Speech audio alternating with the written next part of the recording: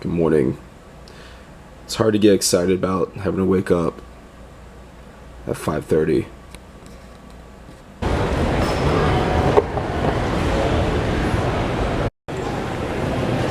Guess who's back in Utah? This guy.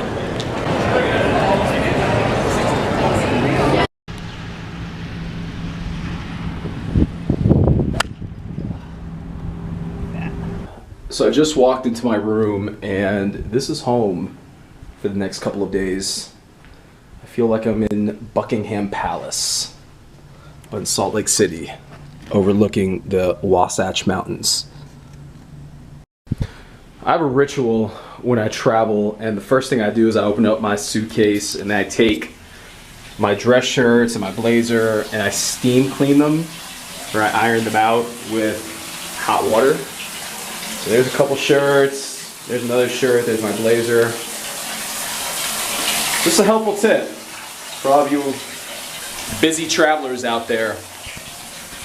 We met on Tinder, and then he was like, oh, by the way, you know, like one of my friends. Actually, so I've had two things. So one. So now you met two guys on Tinder, not just one. No, not that I met two guys. What look, Molly? What's that look? From Chicago to Salt Lake City. I hate you. No, you don't. You love me.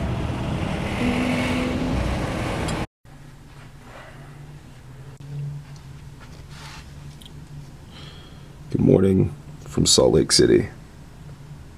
What's going on, everyone? CarlosGilTV. I'm out here in Salt Lake City.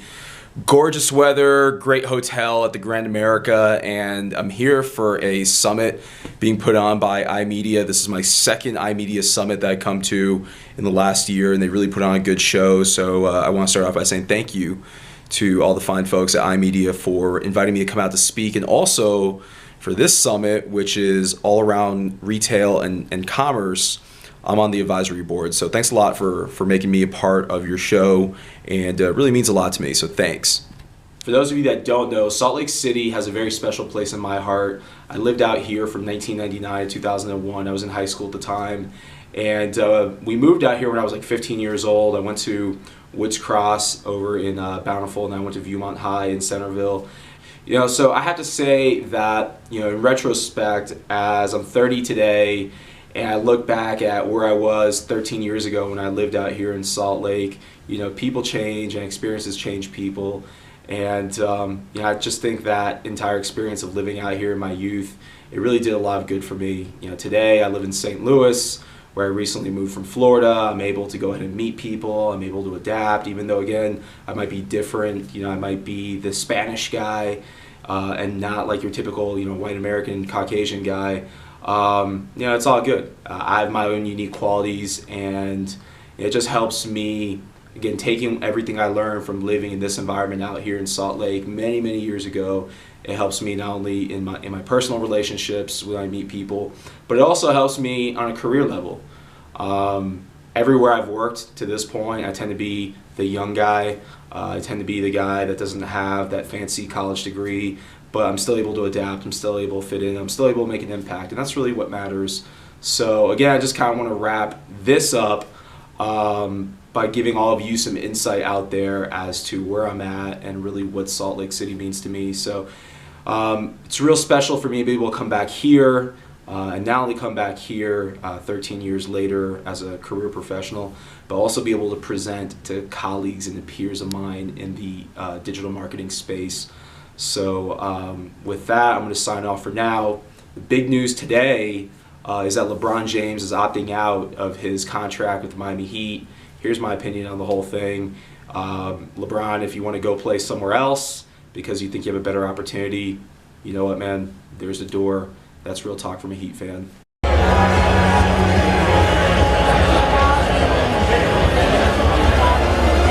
our business. Now, with that, I do want to take a moment to talk about the importance of Commerce Summit and the content that we'll be discussing. We're here to talk about this big idea of the future of shopping.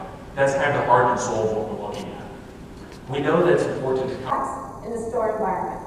It's all we lived and breathed. We didn't buy a product unless we understood where it was going to sit in the store, which hanger it was going to hang on, that kind of thing. Fully obsessed.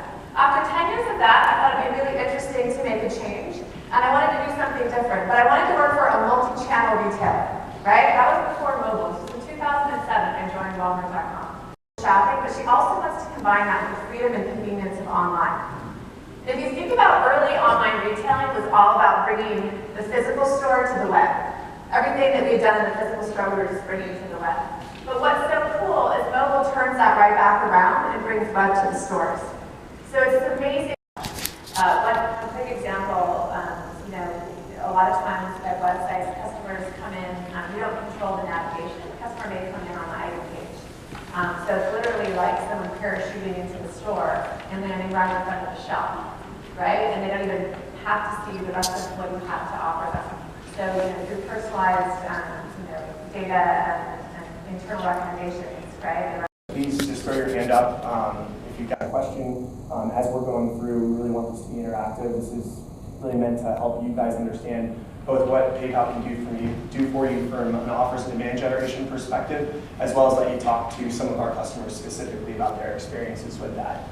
We won't be able to answer what is the LTV relative value between them, but we know we are augmenting the LTV of the non-redeemers in the same campaign. So you would expect that the total LTV outcome across both the cohorts is higher than the baseline.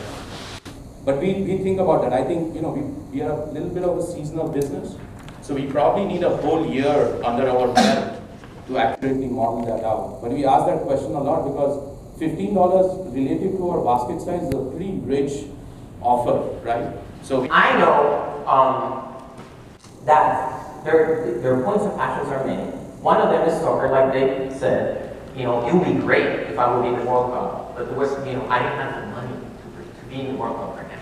So I have the money. You have to make sure. Strategy is about choices. You can choose to be in the World Cup, but I don't have the money. So what do I do? So what I do is I get to know the consumer better than anyone else, and I know their points of passion. And one of points of passion is movies. So our consumers over-index in watching movies. We're doing almost 45% of our stuff is digital. Because, as you saw, it works.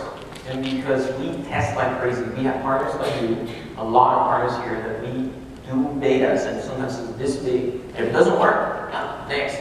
We do pilots all the time. And 10% of everything we're doing every day is new. So it's the way that our digital team works. So the more it works, the more money we flip into it. And we've been able to convince our partners, right? It's very important that when you're developing your content strategy, you're keeping the end user in mind. What's the value proposition to them? And through all these slides, I'll reiterate these key points. But it's very important that you go ahead as a brand marketer, you go ahead and you identify early on.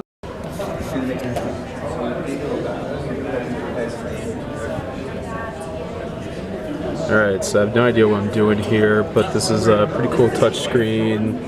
Let's decorate the kitchen, shall we? I like this one. Let's go with the stainless steel. What size kitchen are you painting? Let's go medium. How much natural light does your kitchen get? Lots. Who'll be using this kitchen? Few. What moods do you want? Let's make it lively, shall we? And check this out. So personalized recommendations. You get the cinnamon brulee, cloudy sunset, Pantone deep green. This is pretty dope. By Valspar. Courtesy of Net Plus. Whoever it is from the startup, right, whether that's the founder or salesperson, really has to take the time and the effort to listen first and really understand whether they've built a product that meets your needs, right, and solves your problems, whatever that might be, or it could be a big idea that maybe you'd like to partner on to bring that to market. So I actually think it starts with the startup, believe it or not, and really listening and paying attention to, do we have something that's actually a fit here? And their tablet and their phone to try and get the information. It's whatever they were trying to accomplish, they couldn't accomplish through their preferred device. And so, think about things from an evolutionary perspective. That what's popular today. We're not thinking of anyone as TV marketers. Alright, so I am leaving the hotel temporarily to meet up with my good friend Dave Blackhurst I went to high school with. Should be a good time. It's on YouTube, it's a big hit. Oh, perfect. Yeah, I'm gonna send you a link.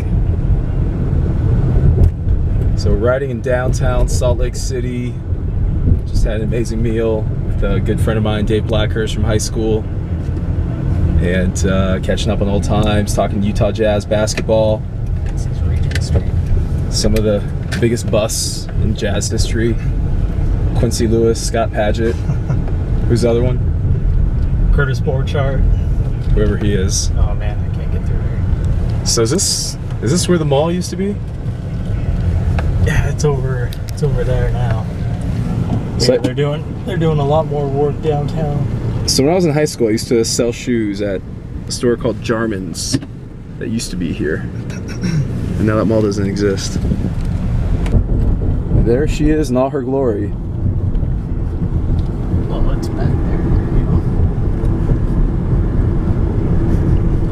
If you could, We'll get around. yeah, I here. was gonna say if you could just even like pull like where one of these like buses is at, I could just take a picture real quick. Yeah, we'll go over on this side where it'll be a little more clear shot without all the trees. So what's this building here again? This is the conference center. The conference center. Yep.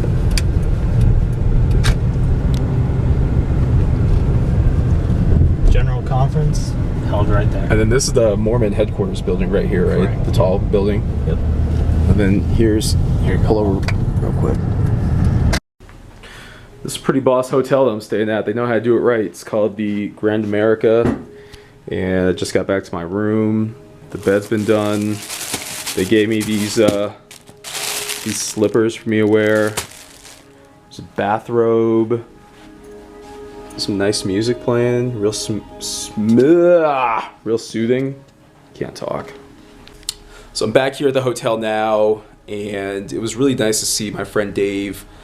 I hadn't seen him, well, I saw him 2 years ago when I was here, but prior to that I hadn't seen Dave in, since 2002.